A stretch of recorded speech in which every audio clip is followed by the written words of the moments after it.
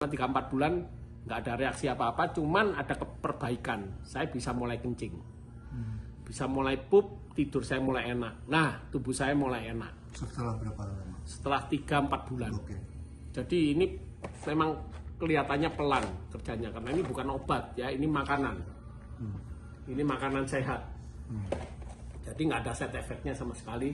Jadi saya berani minum ini, nggak merusak ginjal.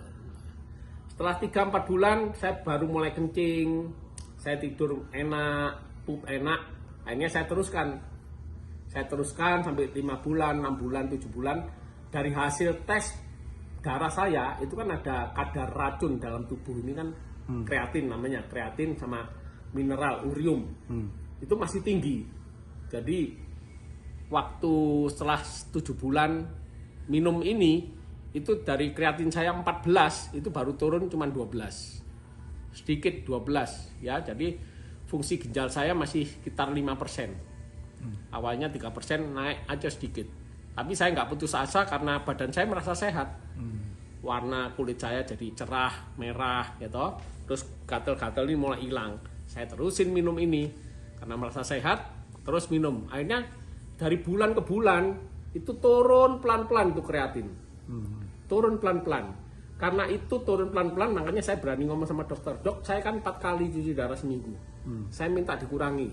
Nah, awalnya dokter nggak mau, tapi karena saya maksa, dokter kasih saya 3 kali seminggu. Jadi cuci darah 3 kali seminggu, Senin, Rebu, Jumat. Senin, Rebu, Jumat 3 kali. Kira-kira selama 3-4 bulan itu turun lagi. Kreatin saya mulai turun. Akhirnya setelah setahun lebih, saya minta 2 kali cuci darah. Nah, dokternya sebetulnya agak marah, tapi dia bilang ya karena ginjalmu ternyata makin baik gitu. Dokternya tanya sama saya, kamu makan apa? Saya nggak bilang kalau makan ini. Saya cuma bilang saya ngikuti aturan rumah sakit. Aturan dietnya ketat saya ikuti.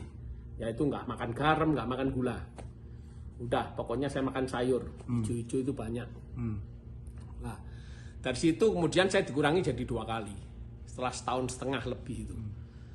2 kali cuci darah, dokter sendiri heran. Kok ada orang ginjal rusak dari 3%, tapi bisa makin baik. Ya saya nggak cerita tentang ini sama dokter, tapi saya terus minum ini.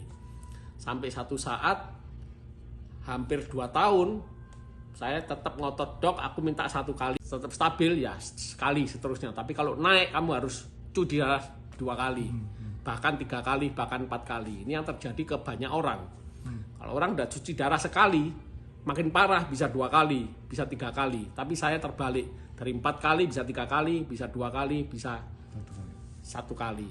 Nah waktu kedua kali, waktu tinggal 2 kali seminggu itu, saya minta sekali. Dikurangi, dicoba 1 bulan, dites darah saya ternyata stabil. Walaupun belum turun drastis, tapi stabil. Udah mulai 3, kreatin saya jadi 3. 3,2, 3,1, 2,9. Terus naik turun itu selama kira-kira 2-3 bulan. Normalnya berapa kreatin? Normal itu kalau sudah seumur saya, itu di bawah 2. Oke, terus? Kalau anak-anak harus di bawah 1,5. Kalau seumur-umur saya di atas 50 tahun, itu harus di bawah 2. Itu baru dikatakan normal. Kalau udah di atas 2 itu risiko gagal ginjal. Nah, dari situ selama berapa bulan saya 1 kali cuci darah, ada suster yang nurse-nya bilang sama saya, kamu lebih baik cari second opinion. Oke, lanjut second opinion. Second opinion. Lah ini yang heran. Dulu saya dari awal rumah sakit, 8 dokter nangani saya, udah memvonis saya sakit autoimun, leukemia, saya jalani kemoterapi 36 kali, autoimun saya harus menjalani plasma 16 kali, saya harus transfusi darah. Itu semua dokter 8 orang angkat tangan. Memvonis saya umur saya cuma 3 bulan. Nah karena saya sekarang udah 1 kali cuci darah, saya pergi ke dokter yang awal di sini. Dokter yang di sini kaget. Dia kira saya sudah mati. Waktu saya datang ke sana dia, ini benar Gideon. Iya benar dok, ini saya Gideon. Sorry ya, tak kira kamu sudah mati dulu itu. Nah ternyata saya makin sehat. Akhirnya dokter, oke, saya cek darahmu. Cek semua. Darah semua dicek. Langsung dokter tuh bilang, kamu stop cuci darah. Kamu harus bilang sama dokter yang di sini untuk minta stop cuci darah. Waktu saya ngomong sama dokter sini ngamuk, marah setengah mati. Gak percaya, kamu gila ya, orang Yang gagal dokter ginjal. yang di klinik ini. Yang di klinik. Kamu ini gagal ginjal, nggak mungkin harus transplant, nggak mungkin stop.